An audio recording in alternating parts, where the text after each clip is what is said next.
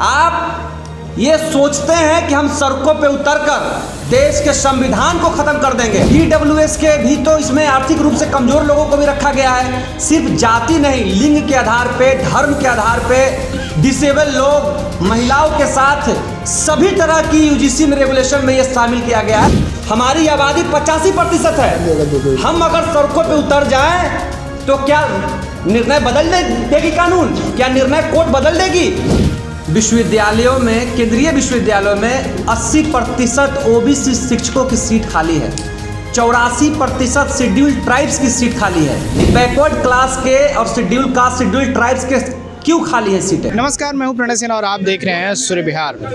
देखिए, जब से यूजीसी कानून आया था तो स्वर्ण समाज के लोग जो है इसके काफ़ी विरोध में अलग अलग जगह सड़कों पर उतर आए थे। और जब सुप्रीम कोर्ट ने इस पर स्टे लगा दिया तब जो ओबीसी, एससी, एसटी समाज के लोग हैं वो आज जो है इसका समर्थन कर रहे हैं, जो कि पहले भी कहीं ना कहीं कर रहे थे और अब जो है इसका समर्थन कर रहे हैं। उनकी मांग है कि इस कानून पे जो स्टे लगाया गया है उसको हटाया जाए। इसीलिए जो है आज जितने भी पटना में जो पटना विश्वविद्यालय के छात्र हैं, जो छात्रावास में रहने वाले जो छात्र नेता हैं, उनके द्वारा प्रेस कॉन्फ्रेंस किया गया और इस माध्यम से उन जो है सरकार को चेतावनी इन्होंने दी है कि अगर इससे स्टे नहीं हटाया गया तो आगामी 2 फरवरी को सड़क पर उतरेंगे। क्या कुछ कह रहे हैं छात्र नेता, सुनिए पहले। देखिए, आप तमाम मीडिया बंधुओं को नमस्कार, प्रणाम। आज हम लोगों के बीच में मंडल 2 छात्र युवा संघर्ष समिति के सभी सदस्य उपस्थित हैं। पटना यूनिवर्सिटी के छात्रावास, अंबेडकर छात्रावास, पटेल छात्रावास, कपूरी छात्रावास, अनुसूचित जाति छात्रावास, जनजाति छात्रावास और पटना यूनिवर्सिटी के पूर्व में अध्यक्ष रहे मनीष यादव जी हैं, गौतम आनंद जी हैं, शाश्वत जी हैं, शशि भूषण जी हैं, सुधीर रजक जी हैं, अंबुज पटेल जी पटेल छात्रावास से हैं, गौतम जी अंबेडकर छात्रावास से हैं और ओमकार जी कपूरी छात्रावास से हैं। तमाम हम लोग कई लोग बैठक करके जो यूजीसी का रेगुलेशन एक्ट पर रोक लगाया गया है 15 दिनों के अंदर ही, तो इसमें अनुसूचित जाति, जनजाति और पिछड़े वर्ग के तमाम लोग, छात्र युवा में काफ़ी आक्रोश है। इसलिए आज प्रेस वार्ता का आयोजन हम लोग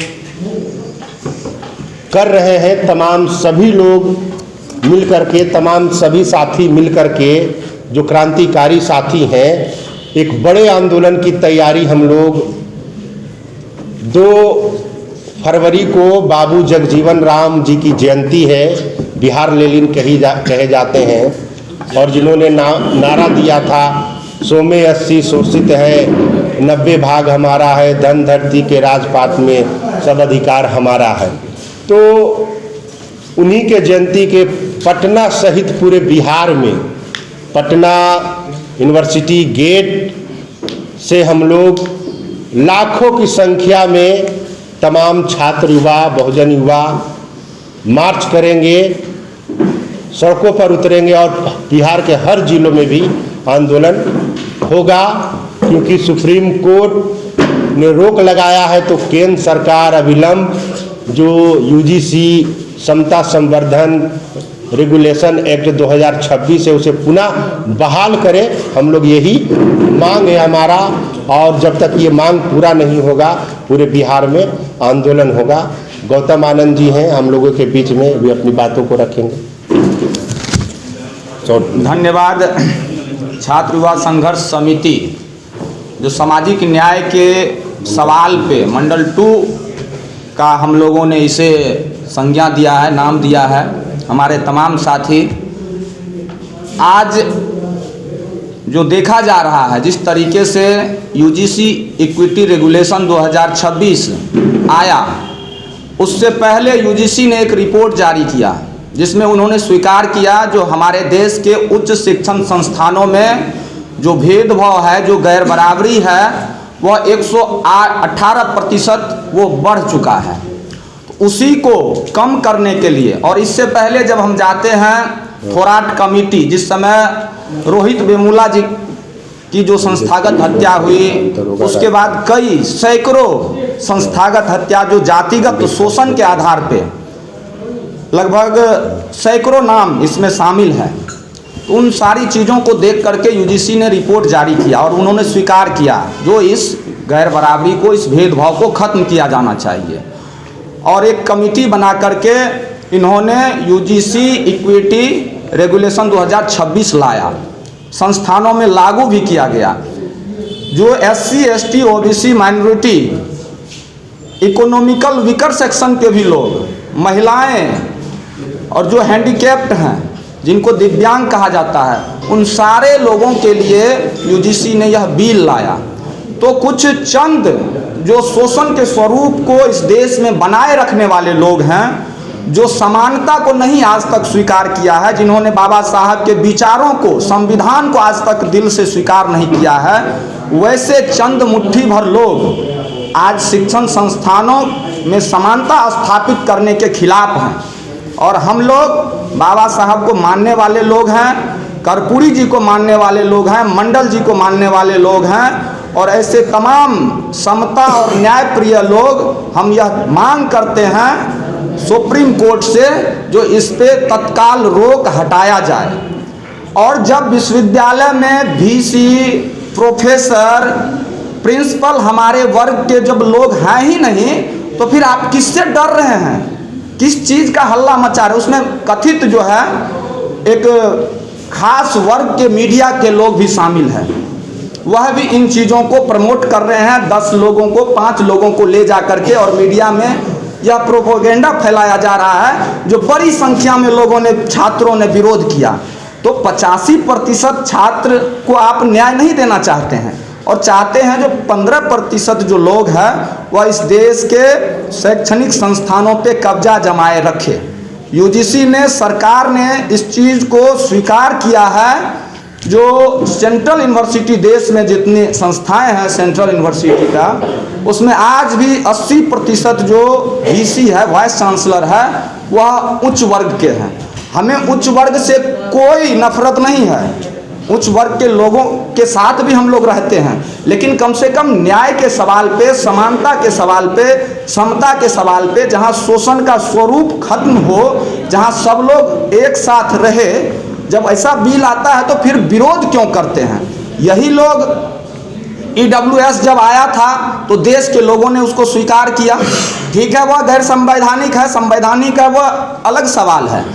लेकिन अन्य जब कोई भी मुद्दा होता है, जब देश की तमाम संवैधानिक संस्थाओं को तहस नहस कर दिया जाता है, इलेक्शन कमीशन को खत्म कर दिया जाता है और कई सारे जो निर्णय, असंवैधानिक निर्णय लिया जाता है सरकार के द्वारा इस देश में, तो उस पर ये लोग चुप्पी साध लेते हैं। कास्ट डिस्क्रिमिनेशन नहीं है, लेकिन वहीं सरकार का रिपोर्ट है, डाटा है कि देश के विश्वविद्यालयों में, केंद्रीय विश्वविद्यालयों में 80% OBC शिक्षकों की सीट खाली है, 84% शेड्यूल्ड ट्राइब्स की सीट खाली है, 64% शेड्यूल कास्ट की सीट खाली है। अगर कास्ट डिस्क्रिमिनेशन ना होता तो सिर्फ इन्हीं बैकवर्ड क्लास के और शेड्यूल कास्ट, शेड्यूल ट्राइब्स के क्यों खाली है सीटें? हम पूछना चाहते हैं आप मीडिया के माध्यम से, कोर्ट से, कि अगर कास्ट डिस्क्रिमिनेशन नहीं है और जो लोग हाय तौबा मचाए हुए हैं, मैं उनसे पूछना चाहता हूं कि EWS के भी तो इसमें आर्थिक रूप से कमजोर लोगों को भी रखा गया है। सिर्फ जाति नहीं, लिंग के आधार पे, धर्म के आधार पे, डिसेबल लोग, महिलाओं के साथ सभी तरह की यूजीसी में रेगुलेशन में ये शामिल किया गया है। सिर्फ जात का ये तो चंद कुछ लोगों के द्वारा बरगलाकर, लेकिन मैं आपके माध्यम से चैलेंज करता हूं कि अगर आप ये सोचते हैं कि हम सड़कों पे उतरकर देश के संविधान को खत्म कर देंगे, लोकतंत्र को खत्म कर देंगे, और माननीय न्यायालय अगर रोड पे उतरे चंद कुछ लोगों के रोड जाम और इस तरह के मामले को देख के अगर फैसला देती है, तो हम 85% लोग हैं, हमारी आबादी 85% है। हम अगर सड़कों पे उतर जाएं तो क्या निर्णय बदल देगी कानून? क्या निर्णय कोर्ट बदल देगी? ऐसा बिल्कुल नहीं होना चाहिए। जो हित में है, 20,000 आत्महत्याएं पिछले 7 से 8 सालों में दलित वंचित वर्गों ने किया है। 1 लाख से ऊपर ड्रॉप आउट है हमारे यहाँ। IIT IIM के छात्रों ने, जो सिर्फ जाति से SC ST OBC है, 1 लाख लोगों ने अपने कॉलेजों को छोड़ दिया, पढ़ाई बीच में पढ़ाई छोड़ दी। मैं आपके माध्यम से पूछना चाहता हूं कि एक ऐसा स्वर्ण छात्र बता दीजिए जिसको उसकी जाति को लेकर उसको परेशान किया गया उद्देश्य कृषि विश्वविद्यालय में। एक छात्र बताए जिसको यह कहा गया हो कि तुम इस जाति के हो, अपर कास्ट के हो, और उसको परेशान किया गया हो। पूरे देश में एक मामला नहीं मिलेगा। और मैं पूछता हूं कि जब 2012 में यह कानून लागू था, 2011 में यह कानून लागू हुआ, तो फिर 2016 और 19 और आज 26 में इस पे वार्तालाप क्यों हो रही है? और ये तो सुप्रीम कोर्ट के अनुसार ही रेगुलेशन को बदला गया।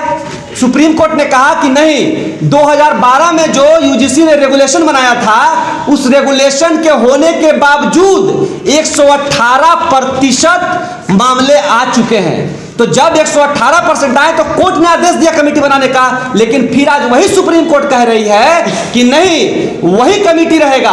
जब वही कमेटी रहेगा, उसमें कोई सुधार ही नहीं है, तो फिर 2012 की कमेटी यूजी रेगुलेशन रखने का क्या मतलब है? सुना आपने कि क्या कुछ जो है कह रहे हैं कि आगामी 2 तारीख को बिहार, पूरे बिहार भर में सड़क पर उतरेंगे, आंदोलन करेंगे और कानून हटना पे जो स्टे लगाया गया है उसको हटाने की मांग कर रहे हैं। बाकी आप क्या कुछ सोचते हैं, अपनी प्रतिक्रिया कमेंट बॉक्स में जरूर दें। सूर्य बिहार पर बने रहे। मैं हूं आपके साथ प्रणय सिन्हा। बहुत बहुत धन्यवाद।